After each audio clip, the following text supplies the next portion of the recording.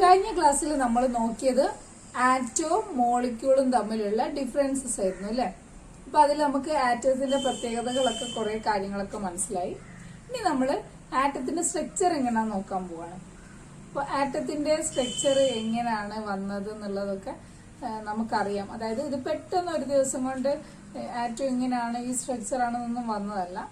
കുറെ കാലങ്ങൾ കൊണ്ട് ഒരുപാട് തിയറീസ് അല്ലെങ്കിൽ ഒരുപാട് ആളുകളുടെ പഠനങ്ങളുടെ കൺക്ലൂഷൻസ് ആണ് അല്ലെ ആറ്റം തിയറിയിലേക്ക് എത്തിച്ചേർന്നത്. എനിവേ ഇപ്പോൾ പരിശോധിക്കാൻ പോകുന്നത് ആറ്റത്തിനകത്തുള്ള പാർട്ടിക്കിൾസ് എന്തൊക്കെയാണ് എന്നുള്ള കാര്യമാണ് നമ്മൾ പരിശോധിക്കാൻ പോകുന്നത്. ഡാൾട്ടൺ തിയറി പ്രകാരം ആറ്റം ഇൻഡിവിസിബിൾ ആണ്, ആറ്റത്തിനെ വിഭജിക്കാൻ കഴിയില്ല. പക്ഷെ പിന്നീടുള്ള പഠനങ്ങളിൽ നിന്ന് മനസ്സിലായി ആറ്റത്തിനകത്ത് പിന്നെയും പാർട്ടിക്കിൾസ് ഉണ്ടെന്നും. ഓക്കെ, ആറ്റത്തിനകത്ത് നെഗറ്റീവ് ചാർജുള്ള പാർട്ടിക്കിൾ ഉണ്ടെന്നും പോസിറ്റീവ് ചാർജുള്ള പാർട്ടിക്കിൾ ഉണ്ടെന്നും ഒക്കെ ഉള്ള കണ്ടെത്തലുകൾ പിന്നീട് വന്നതാണ്. അതായത് ജെ തോംസൺ എന്ന സയന്റിസ്റ്റ് അദ്ദേഹത്തിന്റെ ഡിസ്ചാർജ് ട്യൂബ് എക്സ്പെരിമെന്റിലൂടെയാണ് ഇലക്ട്രോണിനെ കണ്ടുപിടിച്ചതെന്നൊക്കെ നമ്മൾ പഠിച്ചിട്ടുണ്ട്.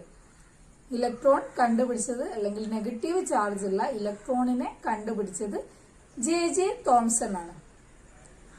അതുപോലെ തന്നെ ആൽഫ റേ സ്കാറ്ററിംഗ് എക്സ്പെരിമെന്റിലൂടെ ഗോൾഡ് ഫോയിൽ വെച്ച് ആൽഫ റേ സ്കാറ്ററിംഗ് എക്സ്പെരിമെന്റിലൂടെ ആറ്റത്തിന് ഒരു സെന്റർ ഉണ്ടെന്നും അതിനെ ന്യൂക്ലിയസ് എന്ന് വിളിക്കുമെന്നും അതുപോലെ തന്നെ ആറ്റത്തിന്റെ ന്യൂക്ലിയസിനകത്ത് പോസിറ്റീവ് ചാർജുള്ള പ്രോട്ടോൺ ഉണ്ട് എന്നും കണ്ടെത്തിയത് റൂദർഫോർഡ് ആണ്.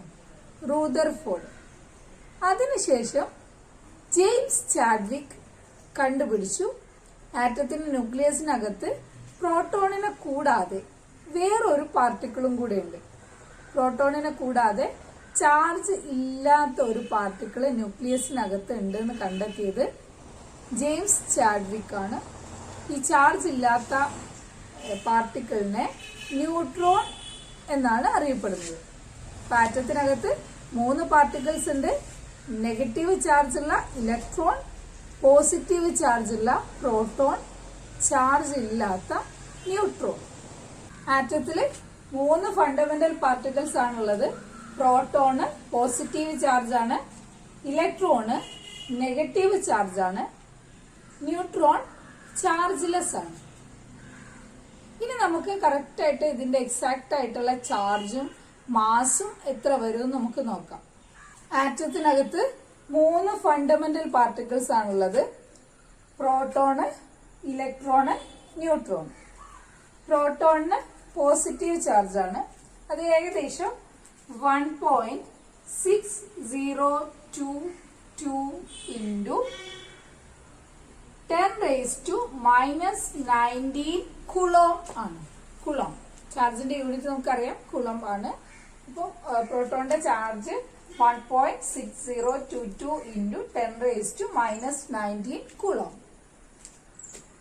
പ്രോട്ടോണിന്റെ മാസ് വരുന്നത് 1.672 into 10⁻⁻27 കിലോഗ്രാം. 1.672 into 10⁻⁻27 കിലോഗ്രാം ആണ് ഒരു പ്രോട്ടോണിന്റെ മാസ്. ഇലക്ട്രോണിന് നെഗറ്റീവ് ചാർജ് ആണ്. അതായത് -1.6022 into 10⁻⁻⁹ കുളോം. അതായത് മാഗ്നിറ്റ്യൂഡ് രണ്ടിന്റെയും സെയിം ആണ്. ഇത് നെഗറ്റീവ് ആണ്, ഇത് പോസിറ്റീവ് ആണ്. ആ വ്യത്യാസമേ ഉള്ളൂ പ്രോട്ടോണിന്റെ ചാർജും ഇലക്ട്രോണിന്റെ ചാർജും തമ്മിൽ. അതുപോലെ ഇലക്ട്രോണിന്റെ മാസ് വരുന്നത് 9.1 into 10⁻⁻31 കിലോഗ്രാം ആണ്. 9.1 into 10⁻⁻31 കിലോഗ്രാം ആണ് ഇലക്ട്രോണിന്റെ മാസ്. ന്യൂട്രോൺ എന്നത് ചാർജ് ഇല്ലാത്ത പാർട്ടിക്കിൾ ആണ്. ന്യൂട്രോണിന് ചാർജ് ഇല്ല. അതുകൊണ്ട് തന്നെ നമുക്കിവിടെ 0 എന്ന് എഴുതാം. ന്യൂട്രോണിന്റെ ചാർജ് 0 എന്ന് എഴുതാം. പക്ഷെ ന്യൂട്രോണിന്റെ മാസ് ഉണ്ട്. മാസ് വരുന്നത് 1.674 into 10⁻⁻27 കിലോഗ്രാം ആണ്. 1.674 into 10 raised to minus 27 kilogram. ഇനി നമുക്ക് ഇതൊന്ന് പരിശോധിച്ച് നോക്കിയാൽ കുറച്ച് കാര്യങ്ങൾ മനസ്സിലാവും. അതായത് മാസ് ഏറ്റവും കൂടുതലുള്ള ഫണ്ടമെന്റൽ പാർട്ടിക്കിള് ന്യൂട്രോൺ ആണ് അല്ലേ? ഈ മൂന്ന് വാല്യൂലും ഏറ്റവും വലിയ number 1.674 into 10 raised to minus 27 ആണ്. ചിലർക്ക് ഒരു കൺഫ്യൂഷൻ ഉണ്ടോ, ഇവിടെ 9.1 ഇല്ലേ എന്നൊക്കെ ഉള്ള ഒരു കൺഫ്യൂഷൻ ഉണ്ടോ? പക്ഷെ നോക്കാം, 10ന്റെ പവർ എത്രയാണ്? 10 raised to minus 31 ആണ്. അപ്പോൾ ഈ വാല്യൂ ഇതിനേക്കാളും ഒരുപാട് കുറയാണ് ചെയ്യുന്നത്. സോ മാസ് ഏറ്റവും കൂടുതലുള്ള ഫണ്ടമെന്റൽ പാർട്ടിക്കിള് ന്യൂട്രോൺ ആണ്. മാസ് ഏറ്റവും കുറവുള്ള ഫണ്ടമെന്റൽ പാർട്ടിക്കിള് ഇലക്ട്രോണുമാണ്. ഏറ്റവും കൂടുതൽ മാസ് ഉള്ളത് ന്യൂട്രോൺ, ഏറ്റവും കുറവ് മാസ് ഉള്ളത് ഇലക്ട്രോൺ. ഇനി നമുക്ക് വേറൊരു കാര്യം പറയാനുള്ളത്, ഈ ഫണ്ടമെന്റൽ പാർട്ടിക്കിളില് പ്രോട്ടോണും ന്യൂട്രോണും കാണപ്പെടുന്നത് ന്യൂക്ലിയസിനകത്താണ്. ആറ്റത്തിന്റെ സെന്ററിലുള്ള ന്യൂക്ലിയസിനകത്താണ് പ്രോട്ടോണും ന്യൂട്രോണും ഉള്ളത്. ഇലക്ട്രോണ് ന്യൂക്ലിയസിന് പുറത്തുള്ള ഓർബിറ്റുകളിലാണ് കാണപ്പെടുന്നത്. ഓക്കെ, അപ്പോൾ പ്രോട്ടോണും ന്യൂട്രോണും ഈ ന്യൂക്ലിയസിൽ കാണപ്പെടുന്നത് കൊണ്ട് അവയെ ന്യൂക്ലിയോൺസ് എന്ന് പറയും. ന്യൂക്ലിയോൺസ് എന്നറിയപ്പെടുന്ന ഫണ്ടമെന്റൽ പാർട്ടിക്കിൾസ് പ്രോട്ടോണും ന്യൂട്രോണുമാണ്. ഒരു ആറ്റം എങ്ങനത്തെ റിയാക്ഷനിൽ പങ്കെടുക്കുന്നു അല്ലെങ്കിൽ അതിന് എന്തെല്ലാം പ്രോപ്പർട്ടീസ് ആണെന്നൊക്കെ തീരുമാനിക്കുന്നത് അതിലുള്ള ഫണ്ടമെന്റൽ പാർട്ടിക്കിൾസ് ആണ്. ഫണ്ടമെന്റൽ പാർട്ടിക്കിൾസിന്റെ എണ്ണത്തിനനുസരിച്ചാണ് അതിന്റെ കംപ്ലീറ്റ് നേച്ചർ നമ്മൾ തീരുമാനിക്കുന്നത്. സോ അത് തീരുമാനിക്കാൻ വേണ്ടി നമ്മൾ ഒരു ആറ്റത്തിന് 2 ടൈപ്പ് നമ്പേഴ്സ് ഉണ്ട്. ആറ്റത്തിനെ റെപ്രസെന്റ് ചെയ്യാൻ നമ്മൾ ഉപയോഗിക്കുന്ന 2 ടൈപ്പ് നമ്പേഴ്സ് ആണ് അറ്റോമിക് നമ്പറും മാസ് നമ്പറും. ഒരു ആറ്റത്തിനകത്ത് എത്ര പ്രോട്ടോൺ ഉണ്ടോ അത്രയും ഇലക്ട്രോൺ ആണ് ഉണ്ടാവുക. അല്ലെങ്കിൽ നമുക്കറിയാം number of protons equal to number of electrons. അങ്ങനെ അല്ലാന്നുണ്ടെങ്കിൽ പ്രോട്ടോണിന്റെ എണ്ണവും ഇലക്ട്രോണിന്റെ എണ്ണവും തുല്യമല്ല എന്നുണ്ടെങ്കിൽ ഒന്നുകിൽ ആറ്റത്തിൽ പോസിറ്റീവ് ചാർജ് കൂടും അല്ലെങ്കിൽ നെഗറ്റീവ് ചാർജ് കൂടും. അങ്ങനെ ഒരു അവസ്ഥ ഇല്ല ആറ്റത്തിന്. ആറ്റം ഇലക്ട്രിക്കലി ന്യൂട്രൽ ആണ്. അതിന് കാരണം number of protons equal to number of electrons ആണ്. Number of protons equal to number of electrons ആയതുകൊണ്ടാണ് ആറ്റം ഇലക്ട്രിക്കലി ന്യൂട്രൽ ആയത്.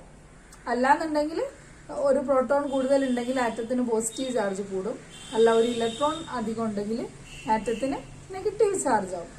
അങ്ങനെ പ്രോട്ടോണും ഇലക്ട്രോണും ഒക്കെ കൂടുതലുള്ള ആറ്റങ്ങൾ ഉണ്ട്, ചാർജ് ഉള്ള ആറ്റങ്ങൾ അല്ലേ. അതിനെ നമ്മൾ ആറ്റം എന്നല്ല പറയുക, അയോൺസ് എന്നാണ് പറയുക. എന്തായാലും number of protons equal to number of electrons ആണ് ഒരു ന്യൂട്രൽ ആറ്റത്തിൽ. ഒരു ആറ്റത്തിൽ എത്ര പ്രോട്ടോൺ ഉണ്ടോ അത്രയും ഇലക്ട്രോൺ ഉണ്ടോ. ഈ പ്രോട്ടോണിന്റെ എണ്ണത്തിന് അല്ലെങ്കിൽ ഇലക്ട്രോണിന്റെ എണ്ണത്തിന് പറയുന്ന പേരാണ് അറ്റോമിക് നമ്പർ.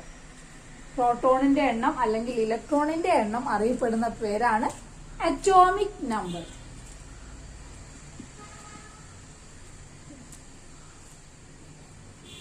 അറ്റോമിക് നമ്പറിനെ നമ്മൾ റെപ്രസെന്റ് ചെയ്യാൻ ഉപയോഗിക്കുന്ന ലെറ്റർ Z ആണ്. Z വെച്ചിട്ടാണ് നമ്മൾ അറ്റോമിക് നമ്പറിനെ റെപ്രസെന്റ് ചെയ്യുന്നത്. Atomic number is the total number of protons in an atom or it is the total number of electrons present in an atom. ഒരു ആറ്റത്തിലെ ആകെയുള്ള പ്രോട്ടോണുകളുടെ എണ്ണത്തിനാണ് അറ്റോമിക് നമ്പർ എന്ന് പറയുന്നത്. അല്ലെങ്കിൽ ഒരു ആറ്റത്തിലെ ആകെ ഇലക്ട്രോണുകളുടെ എണ്ണമാണ് അറ്റോമിക് നമ്പർ. അത് റെപ്രസെന്റ് ചെയ്യാൻ ഉപയോഗിക്കുന്ന ലെറ്റർ Z ആണ്. Z എന്ന ലെറ്റർ വെച്ചിട്ടാണ് അറ്റോമിക് നമ്പർ റെപ്രസെന്റ് ചെയ്യുന്നത്. ഓക്കെ, നേരത്തെ ഫണ്ടമെന്റൽ പാർട്ടിക്കിൾസിന്റെ കാര്യം പറഞ്ഞപ്പോൾ നമുക്ക് മനസ്സിലായി മാസ് ഏറ്റവും കൂടുതലുള്ള ഫണ്ടമെന്റൽ പാർട്ടിക്കിള് ന്യൂട്രോൺ ആണ്. ന്യൂട്രോൺ കഴിഞ്ഞാൽ മാസ് കൂടുതലുള്ളത് പ്രോട്ടോണിനാണ്. ഈ മാസ് കൂടുതലുള്ള ന്യൂട്രോണും പ്രോട്ടോണും കാണപ്പെടുന്നത് ന്യൂക്ലിയസിലാണ്. അതുകൊണ്ട് തന്നെ ഒരു ആറ്റത്തിന്റെ ഓൾമോസ്റ്റ് മാസും കോൺസെൻട്രേറ്റ് ചെയ്യപ്പെട്ടിരിക്കുന്നത് ന്യൂക്ലിയസിനകത്താണ്. ഒരു ഭൂരിഭാഗം മാസും കോൺസെൻട്രേറ്റ് ചെയ്തിരിക്കുന്നത് ആറ്റത്തിന്റെ ന്യൂക്ലിയസിലാണ്. അപ്പോൾ ന്യൂക്ലിയസിലുള്ള പാർട്ടിക്കിളിന്റെ എണ്ണമാണ് ഒരു ആറ്റത്തിന്റെ മാസ് നമ്പർ. ന്യൂക്ലിയസിലുള്ള പാർട്ടിക്കിളുകളുടെ എണ്ണമാണ് ഒരു ആറ്റത്തിന്റെ മാസ് നമ്പർ. ഇപ്പൊ മാസ് നമ്പർ ന്യൂക്ലിയസിലുള്ള പാർട്ടിക്കിൾസ് ഏതൊക്കെയാണ്? പ്രോട്ടോണും ന്യൂട്രോണും അല്ലെ. ന്യൂക്ലിയസിലുള്ളത് പ്രോട്ടോണും ന്യൂട്രോണും ആണ്. അപ്പോൾ മാസ് നമ്പർ എന്ന് പറയുന്നത് ഒരു ആറ്റത്തിലുള്ള പ്രോട്ടോണിന്റെയും ന്യൂട്രോണിന്റെയും കൂടെ എണ്ണമാണ്.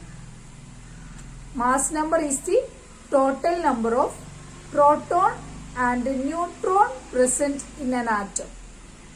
Mass number is the total number of protons plus total number of neutrons in an atom. ഒരു ആറ്റത്തിലുള്ള മൊത്തം പ്രോട്ടോണിന്റെയും ന്യൂട്രോണിന്റെയും എണ്ണമാണ് mass number. Mass number represent ചെയ്യാൻ ഉപയോഗിക്കുന്ന ലെറ്റർ എ ആണ്. മാസ് നമ്പറിനെ റെപ്രസെന്റ് ചെയ്യാൻ ഉപയോഗിക്കുന്ന ലെറ്റർ എ ആണ്. സോ ഒരു ആറ്റത്തിന്റെ അറ്റോമിക് നമ്പർ എന്നത് അതിലുള്ള പ്രോട്ടോണുകളുടെ എണ്ണമാണ്, അല്ലെങ്കിൽ ഇലക്ട്രോണുകളുടെ എണ്ണമാണ്. അതേപോലെ തന്നെ ആറ്റത്തിന്റെ മാസ് നമ്പർ എന്നുള്ളത് അതിലുള്ള മൊത്തം പ്രോട്ടോണുകളുടെയും ന്യൂട്രോണുകളുടെയും കൂടെ എണ്ണമാണ്. അതായത് പ്രോട്ടോൺ പ്ലസ് ന്യൂട്രോൺ അല്ലേ. ഇനി നമുക്ക് പ്രോട്ടോണിന്റെ എണ്ണവും അല്ലെങ്കിൽ മാസ് നമ്പറും അറ്റോമിക് നമ്പറും അറിയുകയാണെങ്കിൽ ബാക്കി ന്യൂട്രോണിനെ കണ്ടുപിടിക്കാനും ഇലക്ട്രോണിനെ കണ്ടുപിടിക്കാനും ഒക്കെ ഈസിയാണ് അല്ലേ. നമുക്ക് വേണമെങ്കിൽ ഈ ഒരു റിലേഷൻ എഴുതി വെക്കാം. Mass number minus atomic number equal to number of neutrons. Mass number minus atomic number equal to number of neutrons. ഈ ഒരു രീതിയിൽ ഒരു എലമെന്റിന്റെ അറ്റോമിക് നമ്പറും മാസ് നമ്പറും തന്നിട്ട് നമ്മളോട് ന്യൂട്രോണും പ്രോട്ടോണും ഇലക്ട്രോണും ഒക്കെ കണ്ടുപിടിക്കാൻ വേണ്ടിയിട്ട് ചോദിക്കാറുണ്ട് എക്സാമിന്.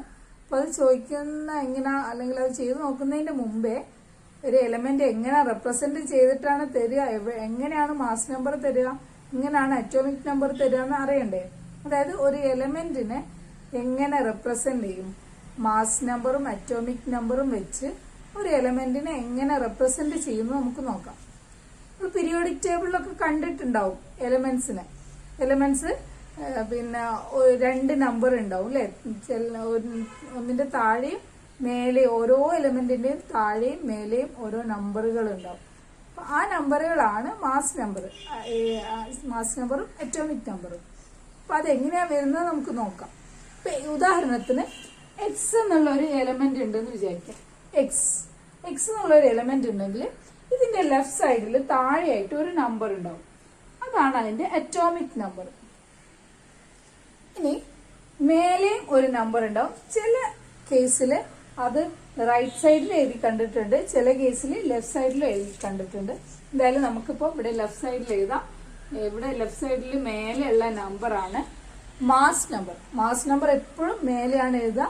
അറ്റോമിക് നമ്പർ താഴെ ലെഫ്റ്റ് സൈഡിലായിട്ടാണ് എഴുതുക. താഴെ ലെഫ്റ്റ് സൈഡിൽ എഴുതുന്നത് അറ്റോമിക് നമ്പർ ആണ്, മേലെ എഴുതുന്നത് മാസ് നമ്പറുമാണ്. അപ്പൊ നമുക്ക് ഇനി കൺഫ്യൂഷൻ ഇല്ല. ഇപ്പൊ ഇങ്ങനെ ഒരു എലമെന്റ് ഇപ്പൊ C612 ഇങ്ങനെ എഴുതി കഴിഞ്ഞാൽ താഴെയുള്ള നമ്പർ അറ്റോമിക് നമ്പർ ആണ്, മേലെയുള്ള നമ്പർ മാസ് നമ്പർ ആണ്. അതായത് കാർബൺ അല്ലെ, കാർബണിന്റെ അറ്റോമിക് നമ്പർ 6 ആണെന്ന് പറഞ്ഞു കഴിഞ്ഞാൽ എന്താ അതിനർത്ഥം? കാർബണില് പ്രോട്ടോണിന്റെ എണ്ണം 6 ആണെന്നല്ലേ അല്ലേ. പ്രോട്ടോൺ 6 ആണെങ്കിൽ അതിൽ എത്ര ഇലക്ട്രോൺ ഉണ്ടാവും? 6 തന്നെ അല്ലേ. പ്രോട്ടോണിന്റെ എണ്ണം ഇലക്ട്രോണിന്റെ എണ്ണവും തുല്യമാണ്. ഇനി നമുക്ക് എത്ര ന്യൂട്രോൺ ഉണ്ടെന്ന് കണ്ടുപിടിക്കണം. ന്യൂട്രോൺ കണ്ടുപിടിക്കാൻ എന്ത് ചെയ്താൽ മതി? മാസ് നമ്പറിൽ നിന്നും അറ്റോമിക് നമ്പർ കുറച്ചാൽ മതി അല്ലേ. A മൈനസ് Z ചെയ്താൽ മതി. That is 12 minus 6, that is 6. അപ്പൊ നമ്മൾ 3 ഫണ്ടമെന്റൽ പാർട്ടിക്കിൾസും കണ്ടു. N equal to A minus Z, that is 12 minus 6 equal to 6. ഇങ്ങനെ നമുക്ക് ഏതൊരു എലമെന്റിന്റെയും ഫണ്ടമെന്റൽ പാർട്ടിക്കിൾസിന്റെ എണ്ണം കണ്ടുപിടിക്കാം, അതിന്റെ റെപ്രസെന്റേഷൻ കറക്റ്റ് അറിയാമെങ്കിൽ. അപ്പോൾ മാറിപ്പോരുത്. താഴെ തരുന്ന നമ്പർ അറ്റോമിക് നമ്പർ ആണ്, മേലെ തരുന്ന നമ്പർ മാസ് നമ്പറുമാണ്. അപ്പൊ ഇനി നമുക്ക് കുറച്ച് എലമെന്റ്സിന്റെ ഫണ്ടമെന്റൽ പാർട്ടിക്കിൾസ് കണ്ടുപിടിക്കണം. ഒരു ക്വസ്റ്റ്യൻ ആയിട്ട് തരുവാണ്. That is sodium Na1123, helium 24, calcium 2040, oxygen 816. ഇത്രയും എലമെന്റ്സിന്റെ ഫണ്ടമെന്റൽ പാർട്ടിക്കിൾസിന്റെ എണ്ണം ഒന്ന് എഴുതി നോക്കാം. ഇങ്ങനെയാണ് എക്സാമിന് നമുക്ക് ക്വസ്റ്റ്യൻ തരാം. ഈ ക്വസ്റ്റ്യൻ ഇത് വെച്ച് കഴിഞ്ഞാൽ വളരെ എളുപ്പത്തിൽ നമുക്ക് കണ്ടുപിടിക്കാം അല്ലെ. ഇത് അറ്റോമിക് നമ്പർ ആയിരിക്കും, ഇത് മാസ് നമ്പർ ആയിരിക്കും. ഈ നമ്പർ തന്നെ ആയിരിക്കും പ്രോട്ടോണിന്റെ എണ്ണവും അതുപോലെ തന്നെ ഇലക്ട്രോണിന്റെ എണ്ണവും. പിന്നെ ഈ നമ്പറിൽ നിന്ന്, മാസ് നമ്പറിൽ നിന്ന് അറ്റോമിക് നമ്പർ കുറച്ച് കഴിഞ്ഞാൽ നമുക്ക് എന്ത് കിട്ടും? ന്യൂട്രോണിന്റെ എണ്ണം കിട്ടും. അങ്ങനെയാണ് ഇത് ചെയ്യേണ്ടത്. ഓക്കെ, അപ്പൊ നമ്മൾ ഇന്ന് പറഞ്ഞ കാര്യങ്ങൾ എന്തൊക്കെയായിരുന്നു? നമ്മൾ സ്ട്രക്ചർ ഓഫ് ആറ്റം വെച്ചിട്ടാണ് തുടങ്ങിയത്. അതിൽ നിന്ന് നമ്മൾ ഫണ്ടമെന്റൽ പാർട്ടിക്കിൾസിനെ കുറിച്ച് പറഞ്ഞു. ആറ്റത്തില് 3 ഫണ്ടമെന്റൽ പാർട്ടിക്കിൾസ് ആണ് ഉള്ളത്: പ്രോട്ടോണ്, ഇലക്ട്രോണ്, ന്യൂട്രോണ്. ഓരോന്നിന്റെയും ചാർജും മാസും നമ്മൾ കണ്ടു. പ്രോട്ടോണിന്റെ ചാർജ് വരുന്നത് 1.6022 into 10⁻⁻19 കുളം ആണ്. അതിന്റെ മാസ് 1.672 into 10⁻⁻27 കിലോഗ്രാം ആണ്. ഇലക്ട്രോണിന്റെ ചാർജ് -1.6022 into 10⁻⁻19 കുളം ആണ്. ഇലക്ട്രോണിന്റെ മാസ് വരുന്നത് 9.1 into 10⁻31 കിലോഗ്രാം ആണ്. ന്യൂട്രോണ് ചാർജ്ലെസ് ആണ്. അതിന്റെ മാസ് 1.674 into 10⁻⁻27 കിലോഗ്രാം. പിന്നെ നമ്മൾ പറഞ്ഞത് പ്രോട്ടോണും ന്യൂട്രോണും ഉള്ളത് ന്യൂക്ലിയസിലാണ്, അതുകൊണ്ട് ന്യൂക്ലിയോൺസ് എന്നറിയപ്പെടുന്നു. ദെൻ നമ്മൾ അറ്റോമിക് നമ്പറും മാസ് നമ്പറും എന്താന്ന് നോക്കി. അറ്റോമിക് നമ്പർ എന്നത് റെപ്രസെന്റ് ചെയ്യാൻ ഉപയോഗിക്കുന്ന ലെറ്റർ Z ആണ്. അറ്റോമിക് നമ്പർ കണ്ടുപിടിക്കാൻ ഒന്നുകിൽ അതിലുള്ള ടോട്ടൽ നമ്പർ ഓഫ് പ്രോട്ടോൺ അല്ലെങ്കിൽ total number of electron. Mass number എന്ന് പറഞ്ഞാൽ ഒരു ആറ്റത്തിലുള്ള പ്രോട്ടോണിന്റെയും ന്യൂട്രോണിന്റെയും കൂടെ എണ്ണമാണ്, രണ്ടിന്റെയും കൂടെ എണ്ണമാണ് മാസ് നമ്പർ എന്ന് പറഞ്ഞാൽ. മാസ് നമ്പറിന് അറ്റോമിക് നമ്പർ കുറച്ച് കഴിഞ്ഞാൽ ന്യൂട്രോണിന്റെ എണ്ണം കിട്ടും. പിന്നീട് നമ്മൾ ഒരു എലമെന്റിന്റെ റെപ്രസെന്റേഷൻ നോക്കി അല്ലെ. എക്സ് എന്നുള്ള ഒരു എലമെന്റ് ആണെങ്കിൽ അതിന്റെ ലെഫ്റ്റ് സൈഡിൽ താഴെയായിട്ട് എഴുതുന്നത് അറ്റോമിക് നമ്പർ ആണ്. മേലെ റൈറ്റിലോ അല്ലെങ്കിൽ ലെഫ്റ്റിലോ ആയിട്ട് എഴുതുന്ന മേലെ എഴുതുന്ന നമ്പർ മാസ് നമ്പറുമാണ്. അപ്പൊ അങ്ങനെ അറ്റോമിക് നമ്പറും മാസ് നമ്പറും തന്നു കഴിഞ്ഞാൽ അതിലുള്ള ബാക്കി ഫണ്ടമെന്റൽ പാർട്ടിക്കിൾസിന്റെ എണ്ണം കണ്ടുപിടിക്കുക എങ്ങനെയാ നമ്മൾ നോക്കി. ഇത് നമുക്ക് വർക്കൗട്ട് ചെയ്യാനുള്ളതാണ്, അത് നമ്മൾ ചെയ്ത് നോക്കും. സോ അത്രയും കാര്യങ്ങളാണ് ഇന്നത്തെ ക്ലാസ്സിൽ പറയാനുള്ളത്.